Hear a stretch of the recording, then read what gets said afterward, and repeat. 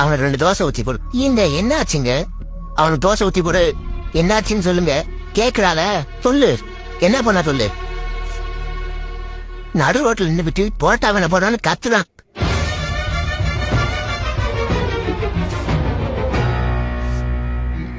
இல்ல தெரியாம தான் கேக்குறேன். என்னாச்சு உனக்கு?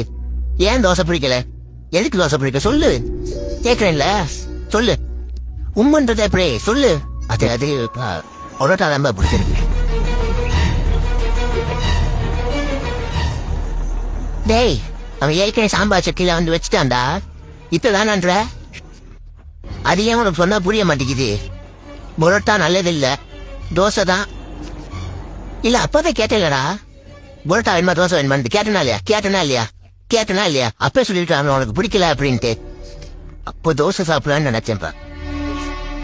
அப்போ சாப்பிட வேண்டியதானே? வயசுக்கு மாத்திட்டு இருப்ப நான் கேட்டுட்டே இருக்கணும். ஒரு தோசை சாப்பிட வேண்டியதானே? பரோட்டா நல்லதுக்கு இல்ல. சாப்பிட்டா காலையில ஸ்கூலுக்கு போக முடியாது. பரோட்டா வாங்கி தரலன்னா நாளைக்கு நான் ஸ்கூலுக்கு போக மாட்டேன். ஓ நம்ம எல்லாரையும் பிளாக்மெயில் பண்ணிட்டு இருக்கா. பரோட்டா வாங்கி தரலன்னா ஸ்கூலுக்கு போக மாட்டானா? இப்படியே பிளாக்மெயில் பண்ணி பரோட்டா வாங்கான்றியா? சரி வாங்க எல்லாம் பரோட்டா சாப்பிட போலாம். கிளம்பு போலாம். பரோட்டா பரோட்டா பரோட்டா பரோட்டா பரோட்டா நீ தானே கேட்ட?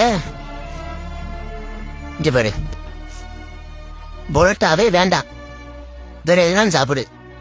நான் உனக்கு நல்லதுதான் சொல்லுவேன். வேணும்னா உனக்கு மாறன் பரோட்டா கடையில இட்லி வாங்கி தரேன். சொல்லு என்னன்னாலும் சொல்லு. இல்லப்பா எனக்கு பரோட்டா வேண்டாம், சிக்கன் ரைஸ் தான்.